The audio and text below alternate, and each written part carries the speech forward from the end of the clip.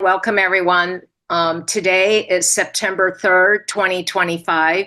And on behalf of the Chinese Historical Society of Southern California, we're very honored to welcome all of you. This that begins our annual, beginning of a year as far as our monthly programs are. Um, we're still kind of populating, but I'll go ahead. Um, Today, I'm very excited. Again, my name is Susie Lang. I've been with the Historical Society since the 1980s, and it's a sort of an inside joke about this. And I'm still with them, and they can't get rid of me. But today, we're very excited to have this presentation called "The History of the Little Tokyo Historical Society."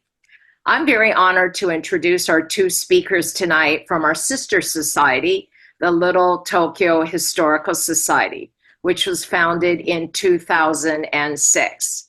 Both of our gents will be at our 50th anniversary dinner in November, so thank you very much. Our first guest is Bill Watanabe.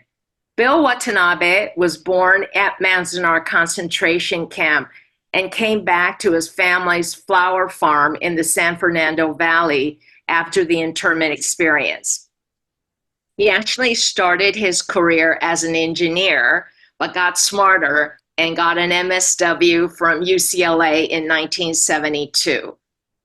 In 1979, he became the founding director of the Little Tokyo Service Center and grew that community service agency until 2012. After retirement, Bill has volunteered for a lot of service organization, most importantly, the Little Tokyo Community Impact Fund. The Impact Fund was established in 2018 and helps to preserve family-owned businesses, cultural institutions, and spiritual centers in Little Tokyo. But Bill said that one of his main focus these days is the Little Tokyo Historical Society.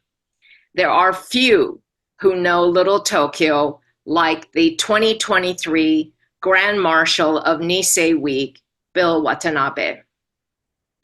Bill's co-presenter today is the president of the Little Tokyo Historical Society, Mike Okamura. Mike is a Yonsei whose grandparents owned Toyo Florist and Nursery on North San Pedro Street before Executive Order 9066, which led to internment. Mike himself is a graduate of USC's Marshall School of Business with a long career in banking. Mike is also a longtime volunteer for the Japanese American National Museum, the Manzanar Committee, and Grateful Crane Ensemble. He is Little Tokyo Historical Society's walking tour guide and the 2025 Nisei Week Inspiration Award honoree. We are so delighted to have Mike and Bill. So Mike and Bill, why don't you take it away?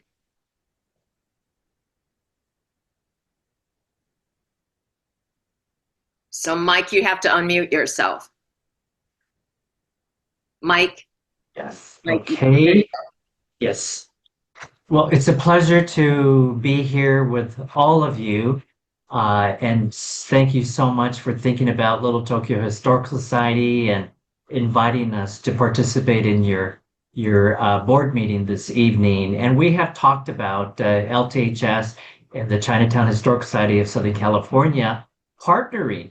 We have partnered in the past, and I think it's important to continue to have this relationship as the two unique ethnic enclaves in the city of LA that have a long history and a shared history, but also have a commonality of current situations and mainly gentrification impacting both of our historic neighborhoods. So we're very happy to be here again tonight, and I will set up the share screen if you don't mind. I'll get started here. And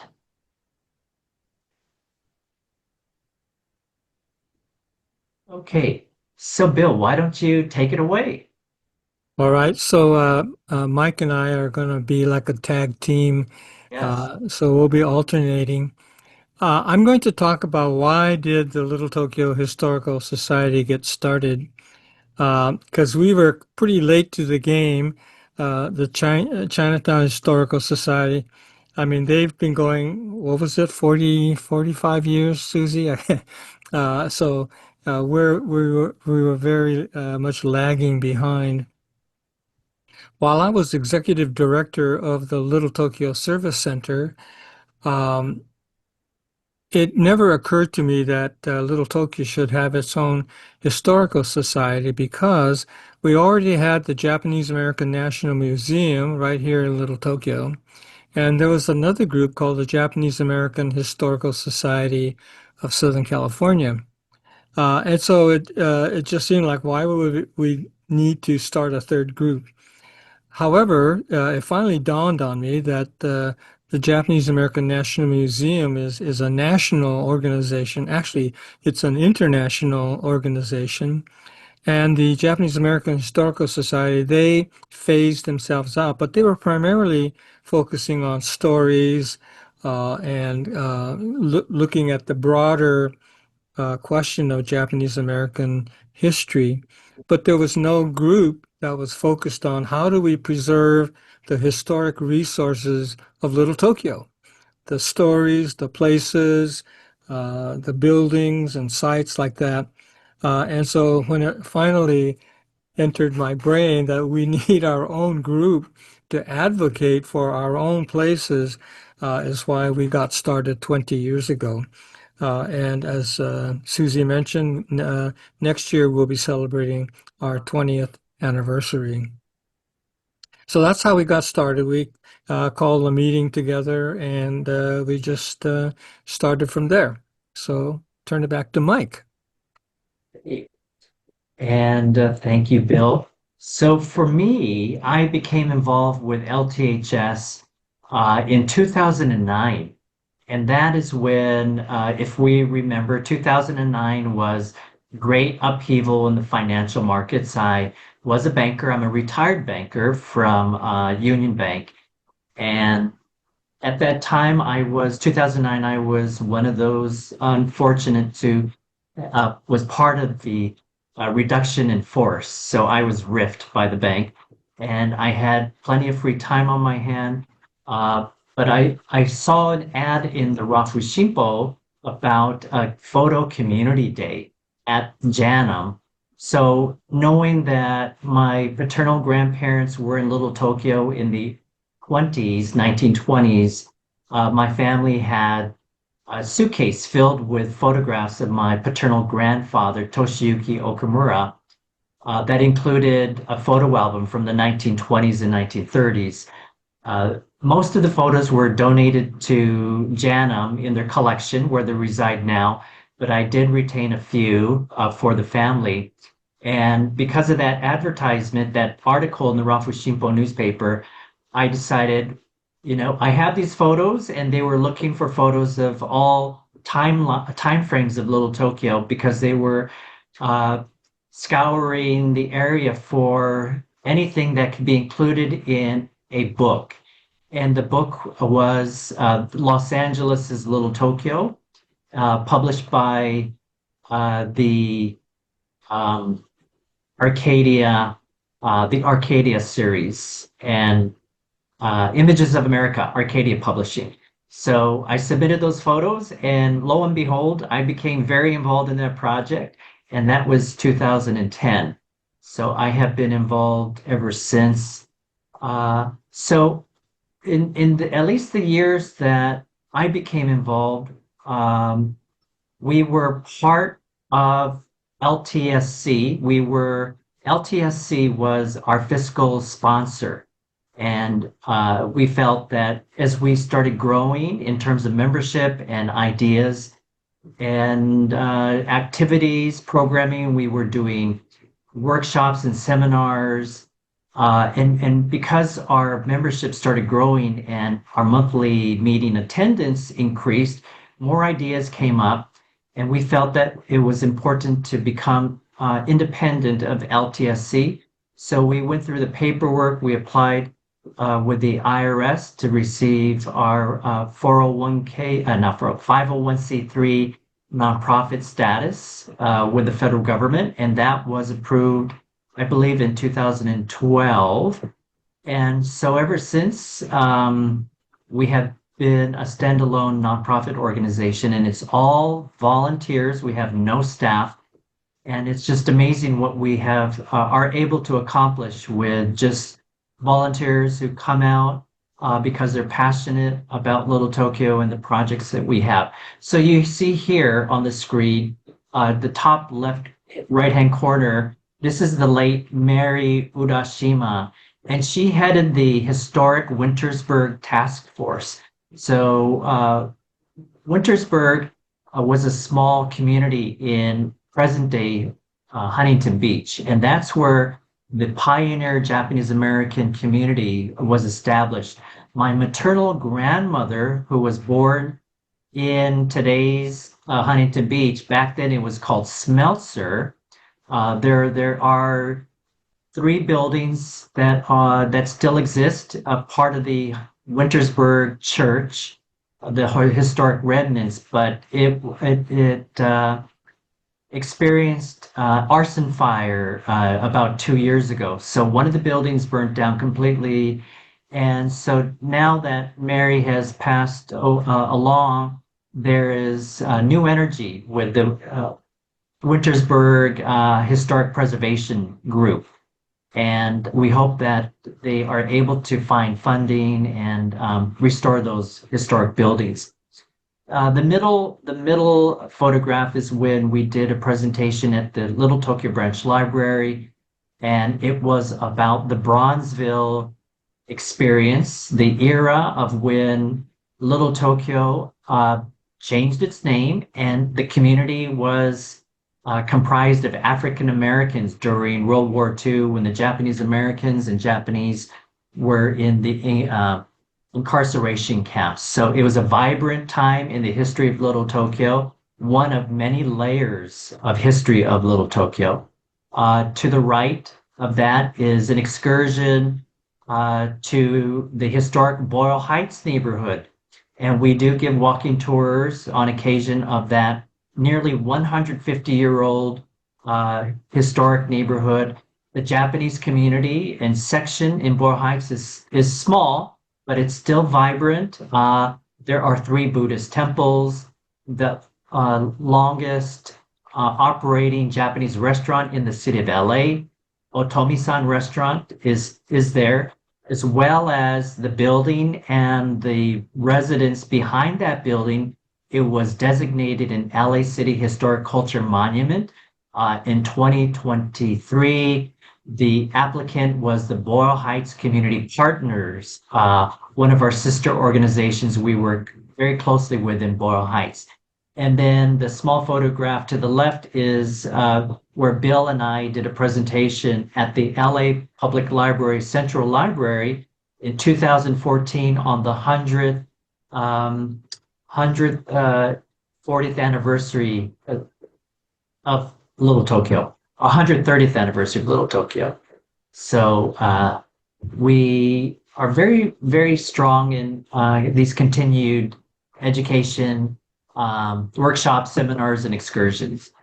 And from the photo community days, we were able to ascertain and secure copies of these photos from families, and they were included in the Los Angeles' Little Tokyo book. And you can see to the right-hand corner, one of the photo community days, and that was at Union Church, and that's Carol Fujita, a longtime member of the Historical Society. The photograph to upper left corner is the Fujikan Theater on First Street, on the south side of First Street. No longer there, of course. Just to its right is another view of the Fujikan Theater. My father, who lived in Boyle Heights, he was born in 1929, Boyle Heights. his parents had the Toyo Florist Nursery shop on North San Pedro Street, which is now Judge John Iso Street. As a boy, he and his younger brother, 2 years younger, and their father would go to the Fujikan Theater and watch cowboy movies, Western movies. And then to the bottom left, that's the Fujikan Theater at night. And you can see all the neon signage up and down First Street. And then the photo in the middle, the center is, again, the Fujikan Theater. To the right of that building is the Tomio building, which later became known as the Tao building. And that was torn down about 30 years ago to make way for the SK Ueda building. And that building is now houses on the bottom floor the Chase Bank. One of the projects of historic naming sites, Bill leads that subcommittee, and they are working on having an LA City sign on a lamppost that indicates Fujikan Theater is associated with Sesshu Hayakawa, where he started his film screen era at the Fujikan Theater. Okay, moving on. Again, some of our programming, the photograph in the middle, it was last year when we screened The Dragon Painter. It was a silent film with Sesshu Hayakawa and Suru Aoki, who was his wife. It was a well-attended event at Janum. To the left of that image is another program we did. We screened the Crimson Kimono film, a film noir in the mid-1950s with James Shigeta. And it had Victoria Shaw. And if you see here on the poster, it was very scandalous during its time because it was an interracial kiss, one of the first ones on screen. And James Shigeta was a heartthrob film star at the time, and he did win over this Caucasian woman. And the film did take almost in its entirety in Little Tokyo. So to watch the movie, you're going through what Little Tokyo looked like in the early 1950s when Parker Center was already completed. And as you know, before Parker Center was built, that was a very large portion of Little Tokyo, 1/4 the size of Little Tokyo before the war. And then it was all demolished through eminent domain by the city of LA because they owned the property, and then it became Parker Center. So this Crimson Kimono movie was a sellout. And then to the right, that image is of Kristen Hayashi, who is an LTHS board member and also Janum's collection and asset manager. So she led she was the point person for all the studies and research and programming and eventual designation of the Japanese hospital building in Boyle Heights. It was designated an LA City Historic Culture Monument number 1134 in 2016. And this photo represents the 90th birthday party we had for the Japanese hospital. So that was on December 1st, 2019. 90 years to the day of when the hospital was dedicated. And it was held in Boyle Heights at the Tendikyo Church. So again, this gives you an idea of so many of the activities and programming that LTH has done. And let's see. Bill, you can chime in anytime you want, and I think this is where you do.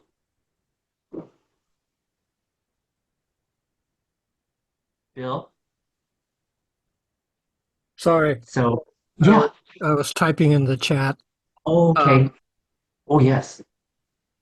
So, as Mike mentioned, we did put out a book from the Arcadia publishers.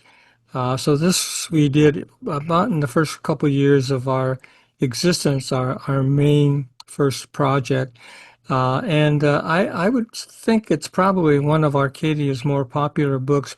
They've been reprinted a couple of times now, and they still keep selling and still have to print more copies. So what's the next slide, Mike? Yes. This cover of the book itself, this is the Koyasan Buddhist Temple's famed Boy Scout Troop 379, and it still exists to this day. This was done, we believe it was 1940 when Koyasan Buddhist Temple down the alleyway on the south side of First Street was dedicated. The building, well, Koyasan's predecessor building was where the Janum Plaza is located, right where MoCA, the Museum of Contemporary Art, is located. That was the predecessor to Koyasan, and it was known as the Daishi Mission Church. And the large tree next to it that still exists today, it's well over 95 years old. It is an LA City Historic Culture Monument, the Aoyama tree, and it's named after Reverend Aoyama, who was one of the early Buddhist priests of the Daishi Mission, which then later became Koyasan Buddhist Temple. So that was in celebration of the new building on First Street. So the next slide will be Mr. Seifuji. Yeah, I'd like to focus a little bit about Mr. Seifuji. We sort of discovered him around 2012, 2013.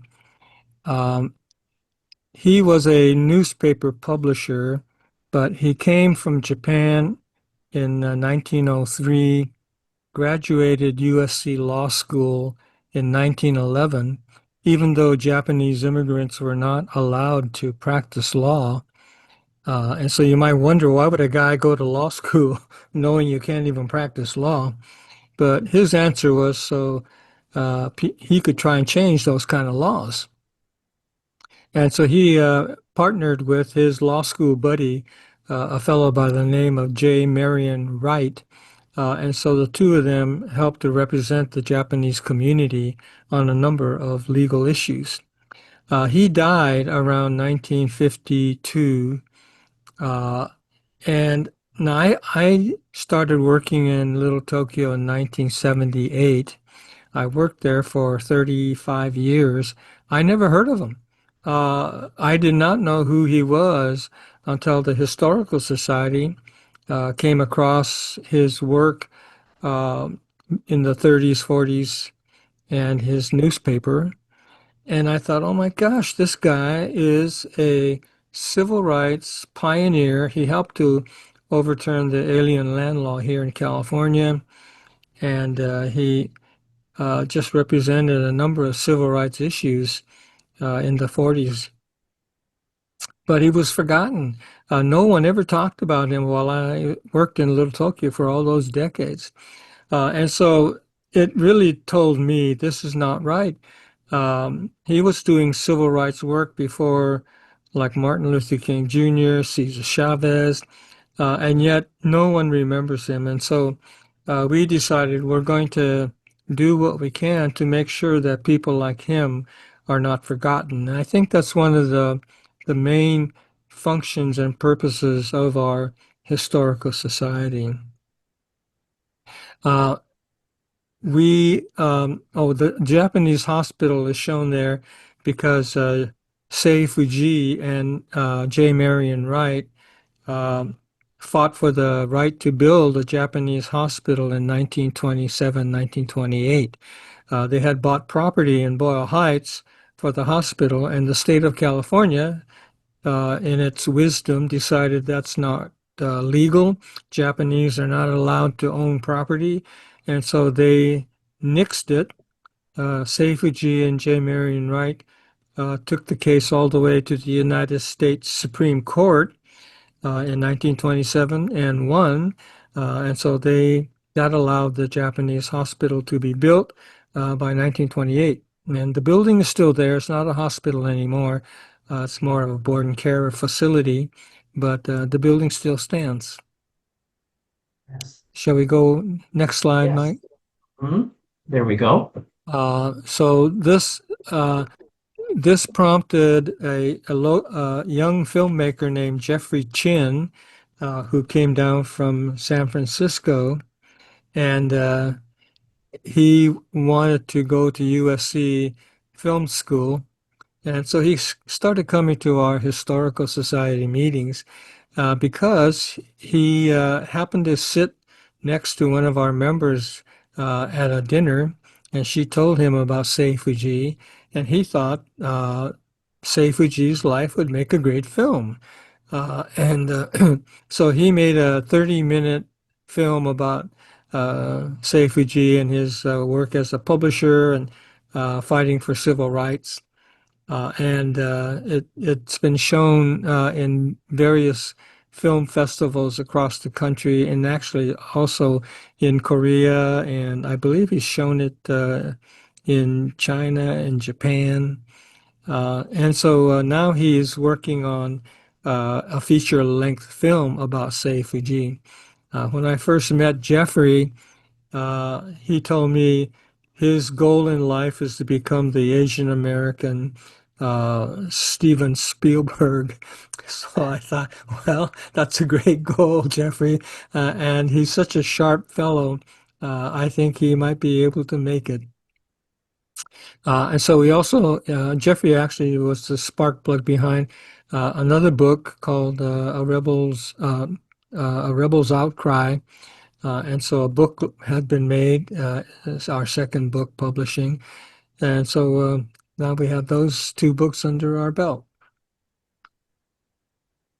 Yes, and if I can add, Jeffrey G. Chin, he was recently became a member of the Academy Awards. The official title is the Academy Awards of Science and such. But he is a very talented young filmmaker and is a visionary. So we're so fortunate to have Jeffrey uh, just be committed to LTHS. He also felt, as Bill mentioned, because Mr. Seifuji was not able to become a U.S. citizen, um, naturalized citizen, and thus he could not sit for the California State Bar exam after he graduated from USC Law School.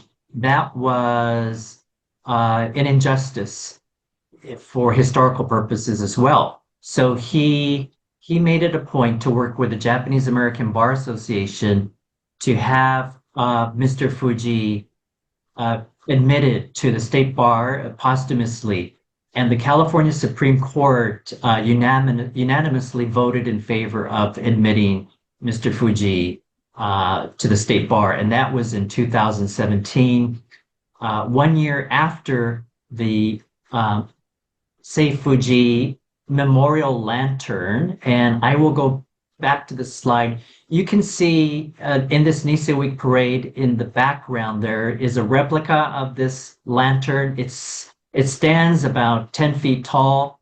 It's a modern interpretation of lanterns from Iwakuni City in Yamaguchi Prefecture, which is where Mr. Fuji is from.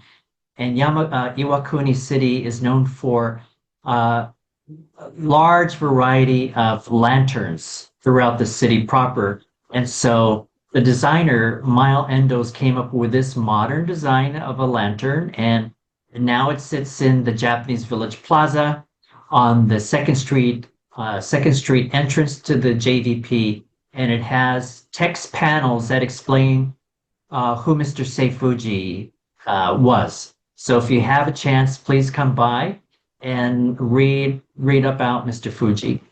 So moving on, we have the Imagine Little Tokyo Short Story Contest. So this is Bill. This is this is your project that you came up with the idea for. Yeah, I was watching a movie that took place in Brooklyn, New York, and it occurred to me that even though I'd never been to Brooklyn, uh, I've seen many movies that took place there or talked about it, I had this feeling like I had a connection to Brooklyn, even though I'd never been there. And I thought, if we could get Little Tokyo to be more in people's minds, either through short stories or maybe short films, kind of like what Jeffrey Chin did, more people would hear about Little Tokyo and make a or feel a connection, even though maybe they've never been there. And that would prompt them to want to come and visit. If they live out of town and they come to LA, they might think, oh, uh, I remember seeing Little Tokyo or reading about Little Tokyo. Let's go visit. And so I talked to one of our local writers, authors, Naomi Hirahara, who's a mystery novelist. And I asked her, what do you think about us sponsoring a short story contest? The only rules being that it's a short story, it's fiction, and there's a connection to Little Tokyo. And so she thought, that could be a good project. And I asked her if she would help sponsor our first effort. And so we decided, well, let's put on a short story fiction writing contest and see what happens. And so for in the first year, I believe we offered a $500 cash award for the best short story. Very few rules, 2,500 words or less. It must be original fiction work by the author. And we'll see what happens. Well, we got about 50 stories, which thought was pretty good. And we had a panel of judges to read and rate them and came up with a winner. And I believe we also had a runner-up. And it turned out very well. We had actors, professional actors, who would read the stories and bring the words to life. And so I think we had about 60 or 70 folks who came to an awards program, and they heard this story being read, and so it was a nice event. So in the subsequent years, we added a youth component for 18 years old and younger to have their own category for a short story contest. And after that, another year or so after that, we added a Japanese language component. So now, today, uh, we are giving away three cash awards of $500 each in English, in youth, and for Japanese. And each year we pick the top three. Sometimes it's hard to pick one, so we might have a runner-up or honorable mention. Although they don't get the cash, they still get some recognition. And over the years, we've had hundreds and hundreds of stories written. Could be a romantic story, boy meets girl kind of thing, or something like science fiction. We've had several stories of Martians or people who live on Mars who come back to visit Little Tokyo or visit their grandfather or something like that. So it's quite creative, and I think even if you've never been to Little Tokyo, and many of the authors haven't, it gets them thinking, and what kind of a story might be interesting. But a connection is made, and so that connection we think is going to be positive in one way or another. Some of the short stories have gone on to become longer stories. Have gone on to one has become a play of its own. So you never know what one short story might lead to. We do have a modern concern, and that is, what if AI decides they want to submit a short story? What are we going to do in that case? So we are grappling with that issue of trying to make sure that these stories are written by human beings. And so far, I think we've been okay with that. I do remember the first time we had the youth category. Um, a young lady from, I think she was Cambodian, wrote a beautiful story of a young lady who meets a senior citizen in Little Tokyo. And so she wrote a great story. I think she was like 16 or 17 years old. And I remember one of our committee members said, "Well, what if she didn't write the story? What if her mother wrote the story for her?" And we thought, well, that's true. We don't know. We don't know exactly how she came up with it. But at the awards program, uh, she came and her father brought her, and her father was still dressed in his work overalls. He works in some kind of a machine shop, and he barely spoke English. He's a first generation immigrant from Cambodia. And so I thought, well, for sure, he didn't help her write this story. And uh, and when she gave her acceptance speech, you could tell she had the smarts and she was capable. So all of these things to me are examples of how creative people they put their minds to coming up with something like a short story. It's just wonderful to hear their stories, to have it being read by these professional actors and bring the stories to life. Yes, and if I can add, we have reached an audience that's global. Many of our story submissions come from not only within the United States, but all over the world, Africa, Asia, Central America, Canada, and India, of all places too. It's just amazing how uh, the name Imagine Little Tokyo Short Story Contest has reached all corners of the globe. And a lot of it has to do with our partnership, a very strong and solid partnership with Janum's Discover Nikkei. Because of the pull and the weight that they have, they are the ones who are able to produce our award ceremony. And it's in person, it's a hybrid uh, show. And this year, we timed it where Saturday afternoon at 3 p.m. was Sunday morning in Japan at 7 a.m. Because, for many recent years, we've had winners of the Japanese language come from Japan. And this year we did as well. So at least their fans and their family are able to participate in the award ceremony. Uh, okay, moving on. This was the 2024. It included the short story contest committee, as well as judges and readers too.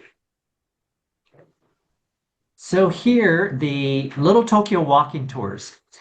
This has become a very popular uh, project or activity of LTHS.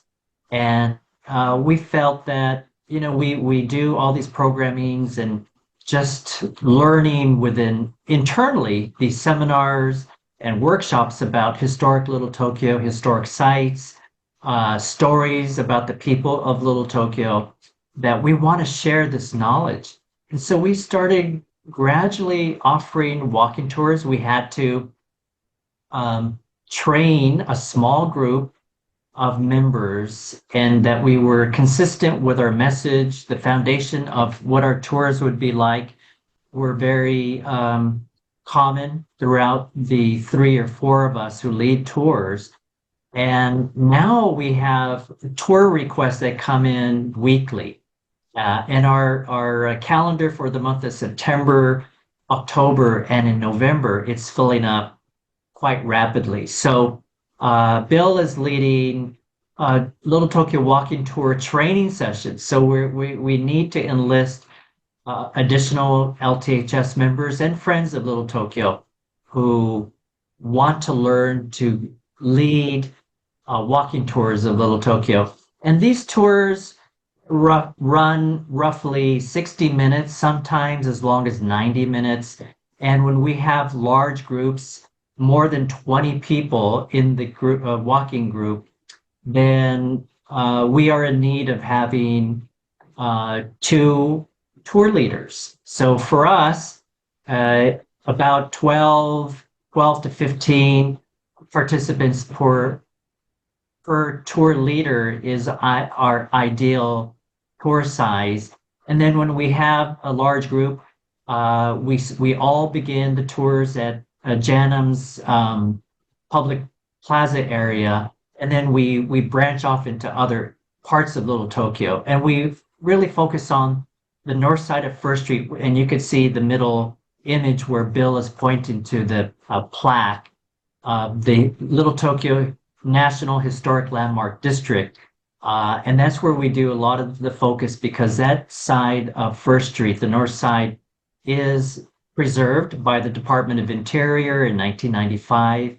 And we just get a range of people who request a walking tour, mainly groups from religious institutions, civic organizations, universities, elementary schools, junior high schools, universities, and just so many different groups who come. And of course, we get individual tour requests as well. But the plaque that you see here, it no longer sits on the side of the building. It was unfortunately ripped off the building and stolen because it's made out of bronze. So it has a resale value. Many of the plaques in Little Tokyo made of bronze are no longer. So LTHS is taking the lead on taking an inventory of the plaques that are no longer there and replacing them with another material besides bronze, perhaps aluminum. Because at the Koyasan Buddhist Temple, we do have a plaque that's made of aluminum, and it's still there, hasn't been touched. The image to the right is our bilingual LTHS board member, Brad Hammond, and he now conducts tours in Japanese language. And so we're very fortunate to have him on board. It's a completely different demographics and audience when he gives a tour in the Japanese language. Then moving on. Before you move on, Mike, Yes. I want to mention too, we do a ghost tour once a year around Halloween time. And over the years, while I'd been working in Little Tokyo, from time to time, I would hear people talk about some strange encounter in the building. Many of the buildings, like Mike said, they're over 100 years old, 120 years old, and they do have kind of not a spookiness, but some people think that perhaps there are occupants that never left, that kind of thing.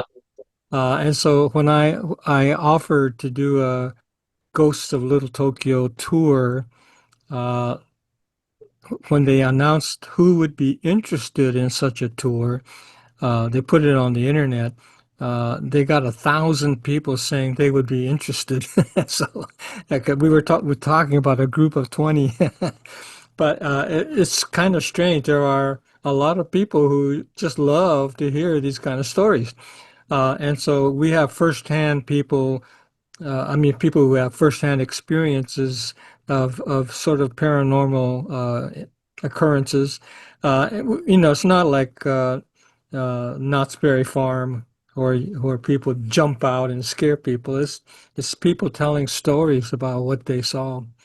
Also, Mike and we do an annual food history of food in Little Tokyo tour.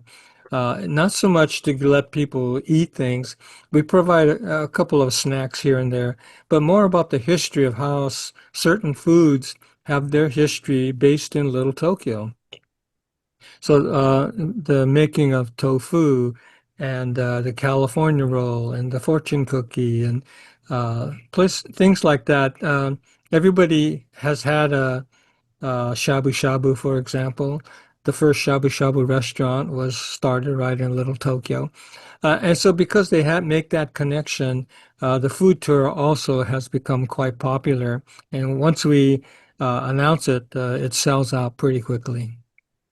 Yes, it's part of the Delicious Little Tokyo programming. So, but the Ghost Tour of Little Tokyo will be coming out soon. I think if you go to the Little Tokyo Community Council's website, LTCC, you might see some information about it that stay tuned for the ghost tours, and the ticket sales will be available sometime probably this month. Okay, then moving on. Bill, would you like to talk about this? All these Yeah. naming sites.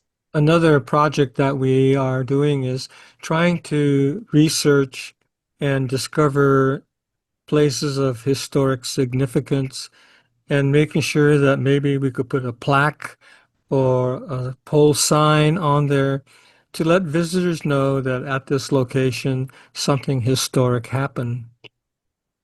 And so if you look at the upper left, Fugitsudo, that is a confectionery that's been in operation since 1903. The city of Los Angeles puts up these signs at no cost to us. And so it's pretty good because they'll put it up on a pole and visitors just happen to see it. There's a small QR code in the lower right-hand corner. And so if people scan that with their cell phones, it'll take them to our website. On the far right is the Finale Club. Uh, if you read at the bottom, where jazz greats Charlie Parker and Miles Davis performed together in 1946. So we discovered that the Finale Club was one of these breakfast jazz clubs, and two of the greatest jazz performers of all time, Charlie Parker and Miles Davis, actually performed together at that location. So when we do our walking tours, I'll point that sign out and I'll ask them, how many of you are jazz fans? But when they hear those two names, Charlie Parker and Miles Davis, I mean, there's kind of oohs and ahs that go like, wow, it's kind of an amazing location. Uh, the signs also allow people to learn history. If you look at the lower left, that sign is placed on the building where the first Japanese business opened called a Kame Restaurant back in 1884. And this was the spark that led to the growth of Little Tokyo from 1884 on. This guy, Sugita, uh, of course, there were hardly any Japanese in town in 1884, but he knew how to cook Western food, so he opened a restaurant, made a lot of money in a short time, and because he was so successful, Japanese all over the world heard about him, and they decided, well, if this guy can make it wherever Los Angeles is, they probably never heard of it. A lot of people decided, well, maybe we should head for LA and see what we can do. So that was the spark. And on the far right is Toriumi Plaza, Reverend Toriumi, who helped to develop Little Tokyo. He was a local minister at the Union Church, and he led the redevelopment project in Little Tokyo. And so this allows people to learn about Reverend Toriumi and what he did. So these signs, the plaques, they're important parts to letting people know about Little Tokyo. I'd like to kind of finish with we are just planning the unveiling of another sign. Someone pointed out to us that there was a theater where a guy named Sesshu Hayakawa was performing, and he was discovered by a New York filmmaker around 1915 and introduced Sesshu Hayakawa to the silent movies. Now, I had heard about Sesshu Hayakawa. I knew he was an actor. I knew he was in silent films. And I also knew he was nominated for an Academy Award for his role in the movie The Bridge on the River Kwai. But I did not know he was discovered right here in Little Tokyo. And as we researched Sesshu Hayakawa, we found out that he was one of the highest paid silent film stars in the 1920s. His income was almost as equal to people like Charlie Chaplin and Douglas Fairbanks. And so he was believe it or not, like a sex symbol before Rudolph Valentino. And so we thought, wow, this guy has an amazing career, but there's nothing to kind of talk about him. And as some of you may know, Seshi Hayakawa was also uh, connected with Anime Wong. Uh, some of us from the Historical Society went to see the Anime Wong exhibit where Seshi Hayakawa, there's a poster of him there. At any rate, next month we're going to unveil another pole sign at a theater where silent films are shown, including those from made by Sesshu Hayakawa. So the signs are important, I think, and we want to keep discovering other things that where we can put up a marker or a sign. What you're looking at right now are some of the markers, more of a three-dimensional that we have put up. On the left is a what do you call this? I forgot what it's called. Um, anyway, The Japan towns of Little no, Tokyo's obelisk. It's called an obelisk. obelisk. Yeah. Yeah, but there's one in San Francisco, Japantown, one in San Jose, Japantown, and one in Little Tokyo, and it was done to kind of create the link of San Francisco, San Jose, and L.A. in that we are all immigrant populations and we all have our similar stories. The one in the middle is the lantern that Mike was talking about.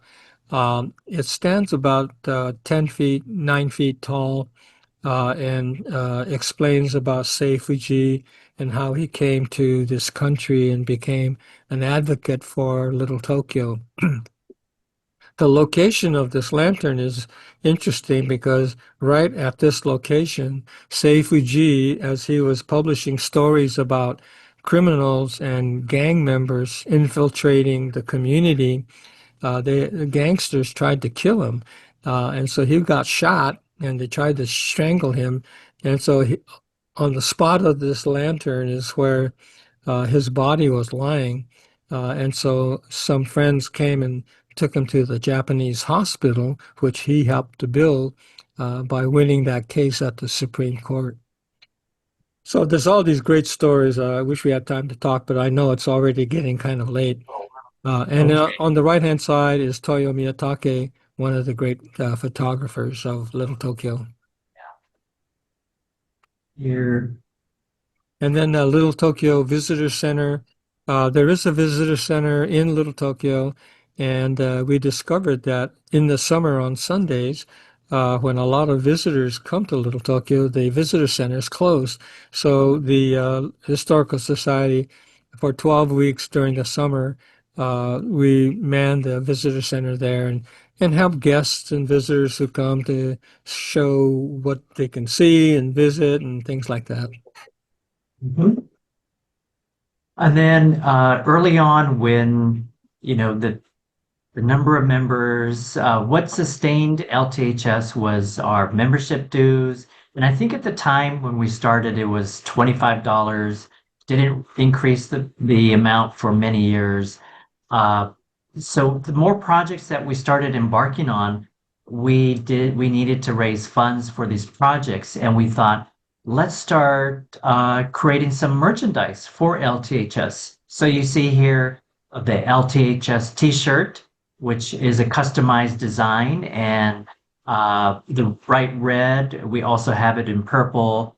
And then the blue happy coat, it says Show Tokyo Rekishi, which is Little Tokyo history. And then our book. And so we have a number of merchandise that we sell online and when we are off-site at events.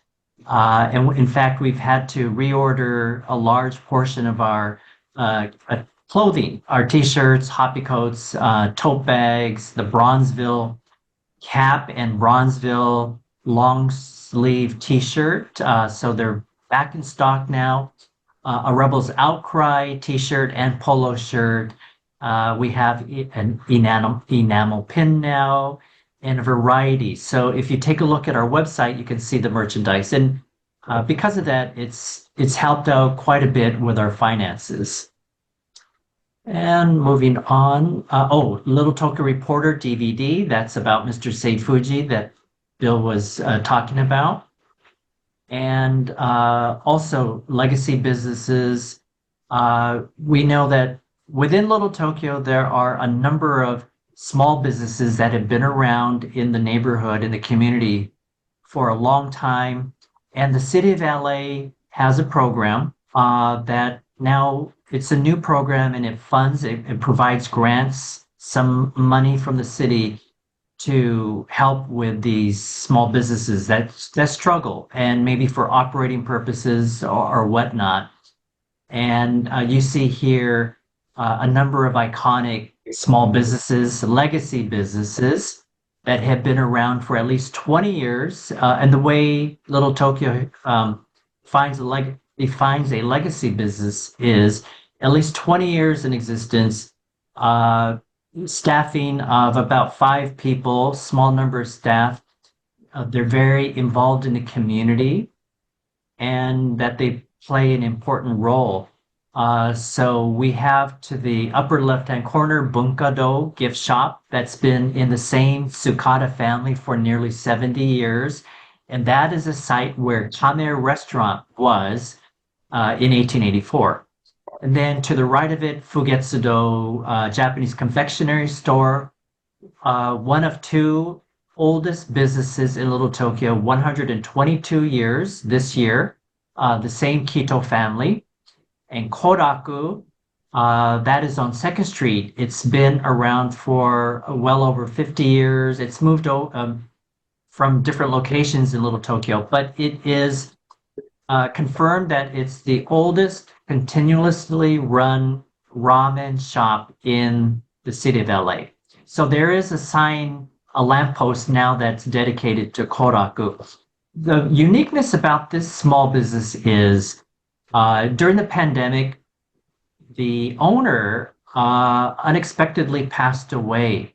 Well, to kind of back up, during the pandemic, many of these small businesses did not know how to operate in very different times because if you remember, there was no longer indoor dining, not even outdoor dining. Many restaurants had to reduce their staff because there were no customers. But then once things started gradually opening, they did takeout orderings, and that's what they survived on, just takeout dining. And so many of these small businesses, their owners were not, they did not have the capacity for that type of dining in terms of ordering through their website or through maybe an online service such as DoorDash or Grubhub. And so they had to pivot very quickly. Luckily, Little Tokyo Service Center, the small business counselor, Miss Mariko Lockridge, jumped right into action. She assembled a team of volunteers, young volunteers who had the capacity and the talents of social media and technology, and they were able to sign a pair of these Little Tokyo ambassadors to many of these small businesses and specifically restaurants to get them up and running again during the pandemic. So for Koraku, the owner unexpectedly passed away, but during the pandemic time, there was a consultant, Mr. Mamoru, and the 3 sons who eventually continued the business, but it was very difficult because they did not run the business. They had their own careers for many years. So Mamoru stepped in and he purchased the business from the family.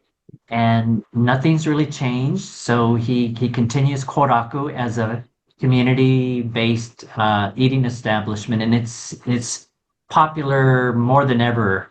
And we're very happy about that ending. And then on the other end of the spectrum, Mitsuru Grill, Sushi and Grill here. The last day to the public was last week, Friday, in fact. After nearly 49 years, Mamoru and Dora felt that they wanted to have a break and, start exploring what the rest of the next adventures of their lives would be. So for the past 2 weeks leading up to the closure of the business, it was packed every day, and we will miss Mitsuru Grill because that was our community living room and kitchen for many decades, where we could linger as long as we wanted to. We could have lunch meetings, dinner meetings, and there was no pressure for us to leave. And so we hold Mamoru and Dora and the staff close to our hearts. And what will appear in this space will be another restaurant. It's a partnership with Anime Jungle, the small businesses located in the Little Tokyo Mall that are known for their anime figurines and manga themes. And there will be a Japanese pop culture cafe that will open sometime in 2026. So we're excited about that. The owners of this new business are very committed to Little Tokyo. Then community participation. LTHS is involved in so many aspects of Little Tokyo over the nearly 20 years. So you could see the Nisei Week, Japanese Festival, the Grand Parade, LA Archives Bazaar at USC, a library, which is next month. And then to the bottom left-hand corner, Metro, when during the construction of the regional connector station, there was quite a bit of displacement and eviction and disruption to Little Tokyo because of this brand new Little Tokyo Arts District station. So we felt in that big hole there, LTHS along with Metro and Go Little Tokyo decided let's put up this collage of photos, images over the decades of Little Tokyo, so that it would block the sight lines of the construction. So it's very popular. People walked by and took a look at all those photographs, but over time it got defaced with graffiti. And then to the lower right-hand corner, Little Tokyo Sparkle is a community cleanup of the neighborhood. It happens in May, and LTHS always has a crew out there, and we literally this year, there were nearly 500 volunteers who helped clean up Little Tokyo, at least for a week. It did sparkle. And then this is more recent. Little Tokyo started a brand new farmers market this past Saturday at the JACCC Plaza. So LTHS had a community outreach booth. And then to the left of this photo is Discover Nikkei, which is a Janam project. They had their community festival, and it celebrated their 20th anniversary this year, or last year. So we had a booth there as well. Nisei Week Grand Parade, we have an yearly entry, and this year we had behind our entry Boyle Heights Community Partners, and there's the Seifuji Memorial Lantern replica, always a hit. And this brings us to the end of our presentation. We apologize for being a little bit over our time limit here, but let's open it to some question and answers. No apologies needed. It's really packed with a lot of information. There are some questions, and if we were doing this in person, I would, of course, ask everyone to give you a hand, a round of applause for Mike and Bill. Thank you for taking the time for organizing this presentation. And thank you for sharing your knowledge of our community. To the audience, if you don't know me, I'm Eugene Moy. I have been a member of the Chinese Historical Society for almost 50 years. So I congratulate you on your anniversary and your birthday. But there are a couple of good questions have come up. And by the way, so again, I thank you for the presentation, but there always are questions, and people are really curious. Actually, one of the first questions came early on, and that is, where can we find a copy of the movie that you mentioned with that hot first screen Asian kiss. The Crimson Kimono. Yeah, Crimson Kimono. Bill, I think you answered that, or others answered, that uh, someone in the community, uh, Steve Nakano, has it, and it's also online, available on YouTube. You just Yes. have to pay for it. Uh, but that was that was something that in the Chinese American community, Anna May Wong never had a chance to show her strengths, and so she never had her kiss unless Right. someone could shed light on that. I did not know this film, The Crimson Kimono, even existed till about 10 years ago. And it had come out around 1957. And I think if I had seen the movie, I would have been about 13 years old at that time. It would have maybe helped my own self-image as an Asian American male, because you just never saw a film or any production where the Asian guy, uh, quote, gets the girl. And his friend was a white guy. They're both they're both attracted to this one woman, and she prefers the Asian guy. So I thought that never happened, but here's this movie which shows that, and then they have a kiss at the end, and I never saw anything like that either as a kid growing up. So yeah, that film had a big impact, I'm sure, not just on me, but on many Asian young men. Well, I can tell you that when my dad first arrived in LA, he lived in a rooming house, but sometimes to save money, he and my uncle, uh, my maternal uncle, who knew each other from Toisan Village days, would get together and hang out at the all night movie theater in Little Tokyo. That's what I seem to be told. So that way they would save a night or two here and there. Uh, so that was a feature of the community that that stuck in my mind. That was Little Tokyo. And speaking of, and I just want to, I know there are a couple of other questions, but I want to ask, uh, what are the demographics historically and currently, both residential and business wise, and how do you respond to questions about gentrification in the community? I'll Well, take comments on both. yeah, maybe I can start and Mike can also add to it. Uh, Language is the big barrier. And so when the first generation Japanese, much like the first generation Chinese came, they congregated together mostly because of the language barrier.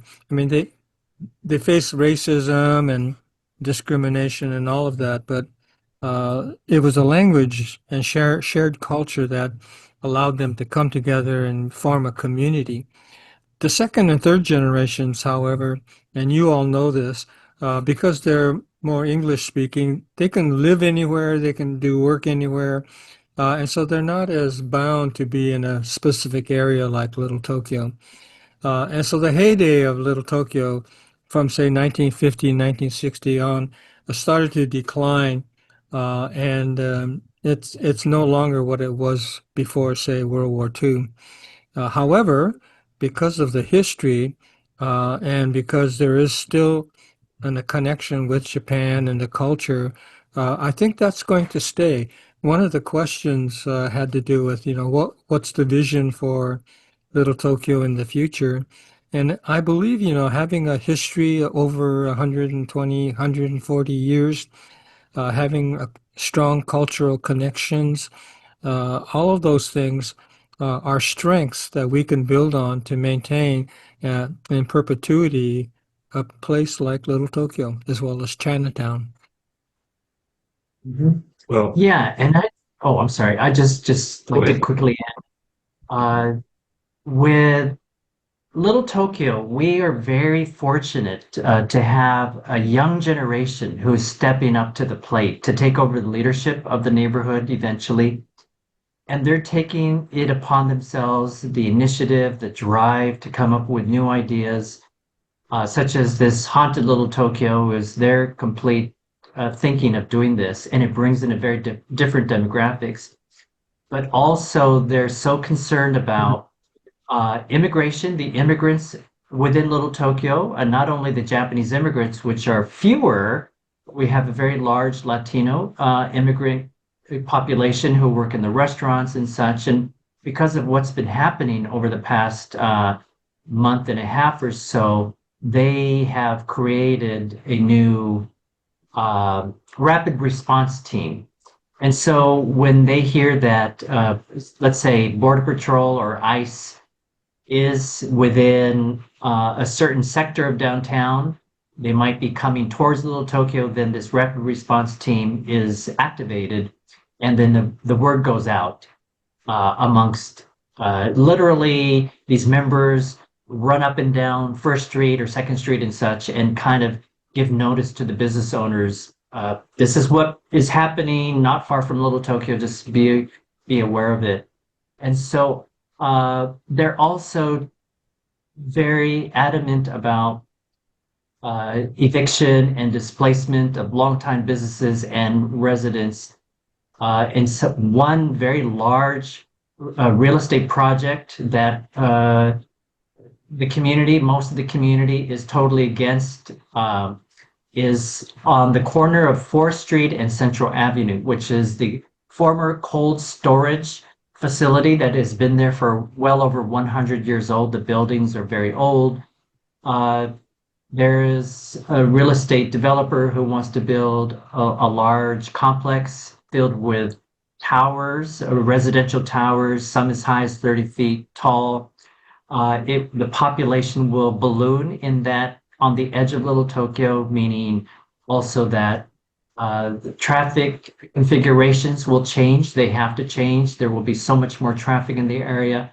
So these younger people are taking it upon themselves to spearhead things, the inequality, injustice, and try to come up with a more fairer plans that will benefit Little Tokyo. Just north of the First Street North part of the historic core, there's a new residential development, First Street North Residences, and the Go for Broke Plaza that's being co-produced or jointly developed by the Little Tokyo Service Center and the Go for Broke National Education Center. So finally, there's going to be residences. It's a mixed-use development of 248 units of affordable housing. Included within that is 80 units for unhoused veterans. So Little Tokyo, the community itself, is very pleased for this partnership that will reactivate a portion of what was once Little Tokyo to become Little Tokyo again. That part of well over 70 years ago, it was all demolished through eminent domain. That was a very active part of Little Tokyo. Jackson Street no longer exists, but it will be, I'm sorry, it was all demolished to make way for parking lots, LA City parking lots. So again, this next generation, the young generation, their ways of doing it, thinking and really challenging what's presented as this is the plan that the city is presenting or private development is presenting, and they're saying, no, we want to have a seat at the table. And so we're very happy about that too. So you have to have a seat at the table. You have a coordinating council. Yes, the Little Tokyo Community Council, correct. Okay. And they have been involved in some of the development decision making. Well, Bill Watanabe was one of the founders. LTCC celebrated their 25th anniversary last year. along with Irene Hirano, because I think they're visionaries. They felt that things were rapidly changing in Little Tokyo, that to have more control, stakeholders in Little Tokyo, they needed to have more control over the destiny of the future of the neighborhood. Yeah, we wanted the community council to be advocates, to do our own planning for what we want in the neighborhoods and not just react to outside developers coming in and saying, we're going to do this and we're going to build that. And so we now require developers to check with us about their plans and get approval before they can start to develop. And so we have to work closely with the city council offices. And so city, we do our own urban planning and advocate for what we think is good for the community. And sustainable. What's sustainable into the future? There's a sustainable Little Tokyo with the culture, the economics, the businesses, how to move it forward by being friendly to the Yeah. environment. Is what I want to So, say. so is there sort of a feeling that there could be some existential threats like this project at North and Central? Uh, you know, I think when one walks the streets now, one sees some lines at some of the restaurants or businesses, but the faces aren't all Japanese American. So what percentage of the businesses are really owned by Japanese Americans? I think I'm also aware that Yaohan Plaza was purchased by an outside group. So how is that impacting the future of the community? Perhaps Bill can speak to the demographics and with Little Tokyo Community Impact Funds, there might be some data available to that. Yeah, someone did ask the question, how many business owners are ethnic? And I really don't have any idea. Second, third, fourth generation Japanese Americans, they don't want to be shop owners, and it's tough running a restaurant or a gift shop or something like that. And so usually it's the newer immigrant populations that are willing to take a risk on opening up a store or a restaurant. And many of them happen to be Chinese or Korean. And so there has been an influx of Chinese and Korean entrepreneurs who are willing to open up shops and restaurants in Little Tokyo. Um, but that's okay. In my opinion, even people who choose to live in Little Tokyo that are not ethnic, it's okay as long as they can respect the history and the culture. It doesn't matter what they look like. Mhm. Right. Yeah. And also, some of the more recent additions to Little Tokyo small businesses happen to be from Japan. And these are all eateries. There's a new ramen shop, and it's from Tokyo on Second Street, Hinodea. This is their first outpost in LA, well, the city of LA downtown, I should say, because they already have a store on the west side. And then also another Izakaya Go. It's the first outpost in Southern California. The original restaurant is in Las Vegas, of all places. And that's on Central Avenue. It's a popular place already. And then where Sake Dojo was once on First Street, that will become another ramen shop on Ramen Row, informal name to First Street. And it's a chain from Kyoto, Japan. So we're finding that these entrepreneurs from Japan are looking at Little Tokyo because the demographics, the young people who come into the neighborhood now who want to experience something akin to Japan, if you will.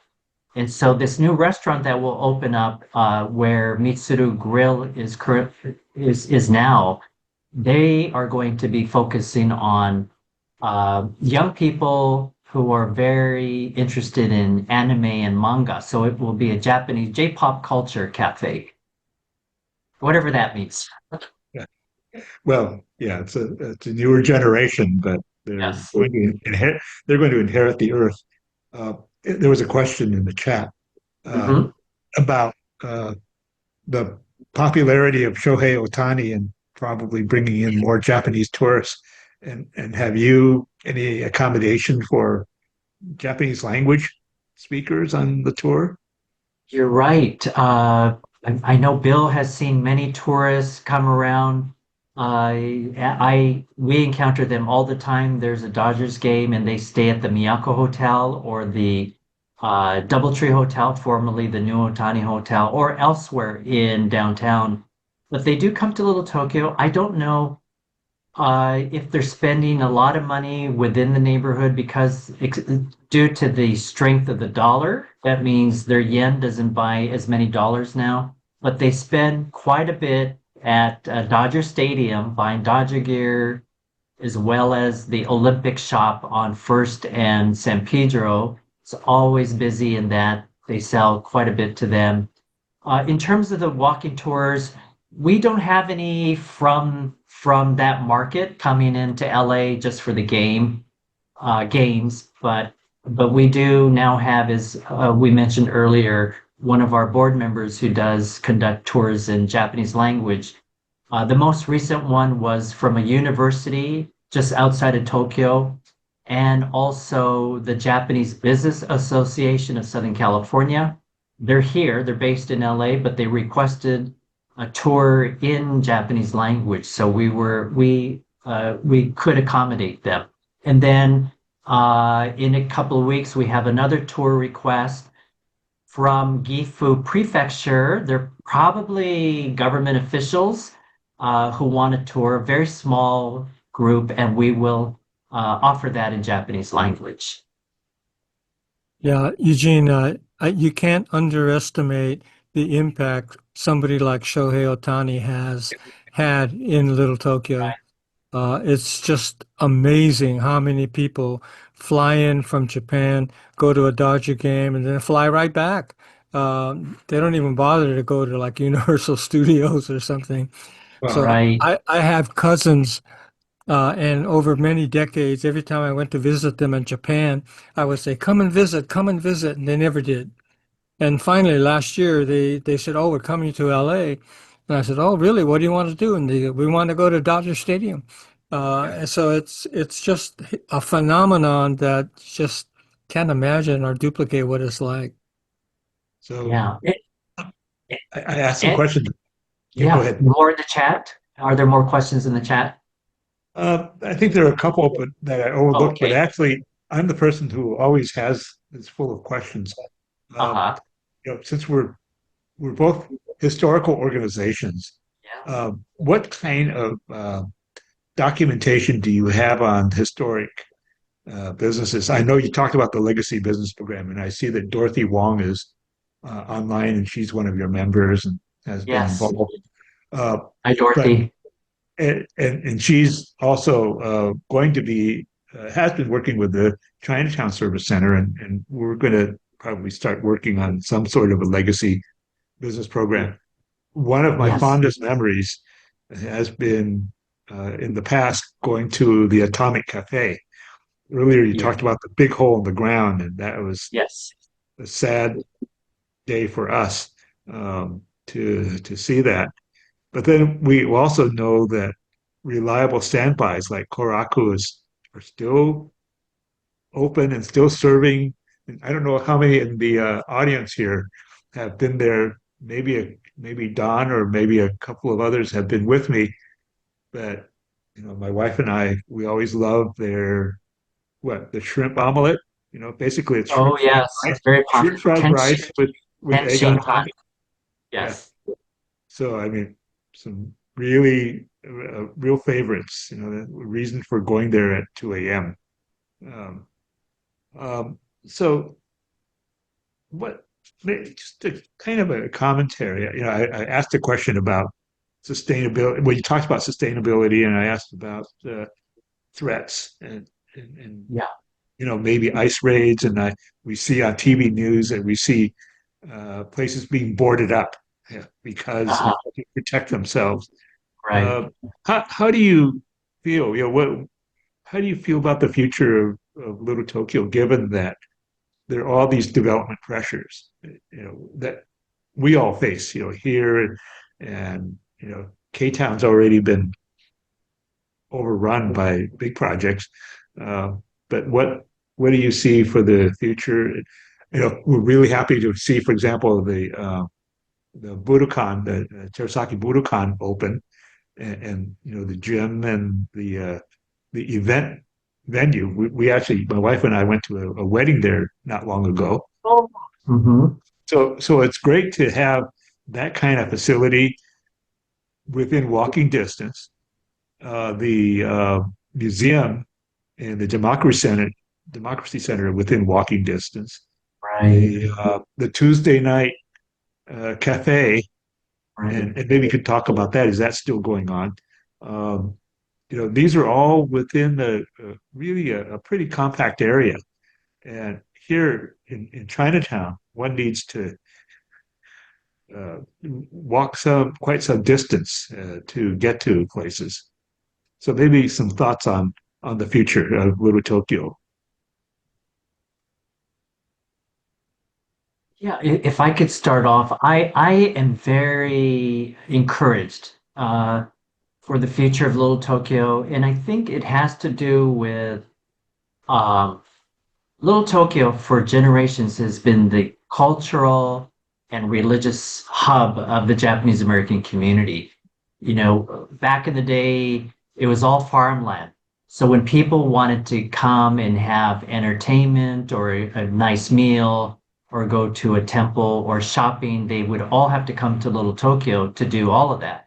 And then in the suburbs over the decades, there was development. The Japanese American community populations moved out into the suburbs. So you started seeing growth in, say, Monterey Park, Montebello, the South Bay, Torrance, Gardena, Pasadena has always had a very old Japanese American community. Then Orange County, and it spread around. And then you had the businesses that followed. You had the stores, let's say Yaohan that Eugene mentioned. You have the markets, Mitsuwa, Nijiya, they're all over the place now.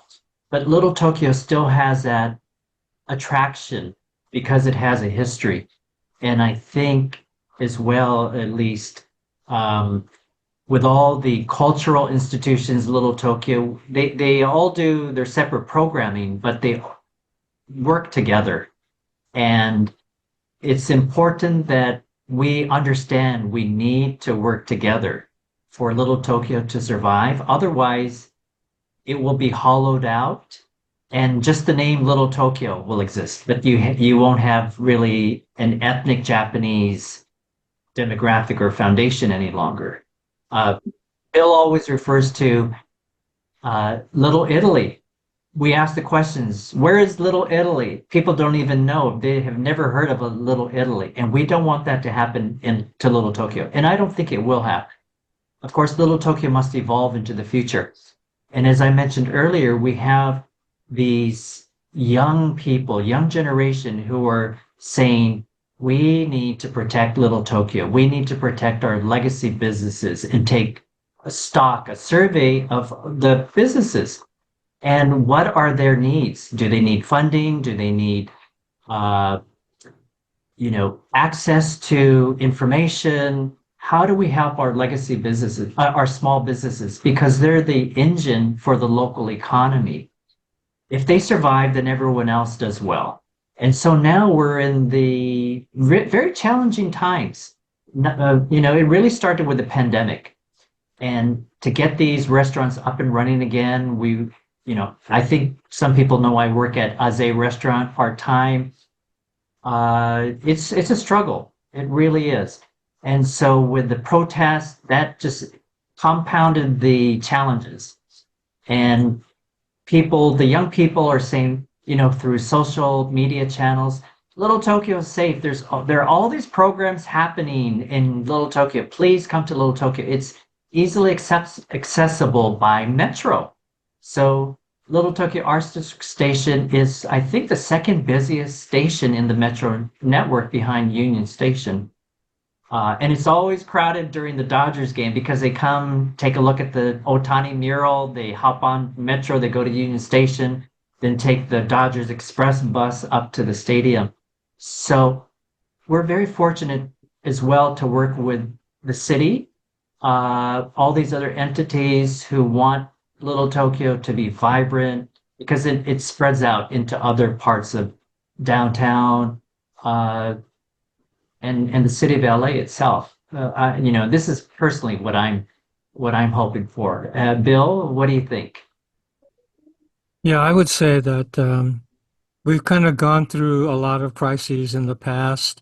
And even though this current administration is probably the most dangerous threat to our society, you go back to the early discrimination days, you go back to the 92 riots in LA. Um, you think about Ronald Reagan's era when a lot of INS agents were raiding restaurants in Little Tokyo. So That's we've right. seen these things and we've gotten through it. And even though it's distressing, terribly distressing right now, you have to think that this too will pass and we'll survive and we're going to get through it. Like Mike said, if we stick together and work together and stay united, this is going to pass and we'll be able to survive. I think that's a great way to, those are some great closing words. We will survive. And Yes. so I appreciate your sharing a little bit of the community's history and some of the some of what keeps it going. Uh, we see each other as sister organizations. Uh, Hmm. Chinese and Japanese Americans have long been involved, whether it was in farming in the area or the wholesale produce markets or restaurants or gift shops. They always sold Chinese and Japanese goods, and so we all have some shared roots. So I Yes. appreciate your sharing some of the knowledge, and perhaps people can go take one of your tours and also go online and join the Little Tokyo Historical Society. What's the acronym for the LTHS. LTHS.org? Is that To our website, it's littletokyohs.org to our website, and maybe the Historical Society as a group, you could schedule a tour. We'd be more than happy to give you a walking tour. That would be a lot of fun. And again, our monthly meeting is this coming Saturday. If you're interested, you could request through our email, littletokyohs@gmail.com. You can request the Zoom link and we'll gladly send it to you. we would love that. And so what we'll do is we'll share events on our website and to our distribution. We'd be happy to Yes. share our brothers and sisters in LA. So I should close. I do have one announcement. This coming Saturday, I'm sorry, this coming Sunday afternoon in Chinatown, we're having our second annual Hungry Ghost Festival at Alpine Recreation Center in Chinatown at the corner of Alpine and Yale. So from 4 to 7, and there will be some music, and there will be uh, line dance performances, a bounce for kids. So Mhm. it'll be a few family activities from 4 to 7 p.m. So I invite uh, all of our audience to come enjoy a little LA Chinatown. and we'll share everything that goes on in Little Tokyo as well. So anyway, Thank you. and if there aren't, and haven't seen any recent, any newer questions, but let's just close it for the evening. It's a warm day, and it's time to get a nice cool drink from the refrigerator. But we've enjoyed this evening with you, Bill and Mike. Thank And you. I know I see you fellows from time to time, and I'll see you in Little Tokyo sometime soon. Mhm. Great. Okay. So have a great evening, everyone. Good night, everyone. Thank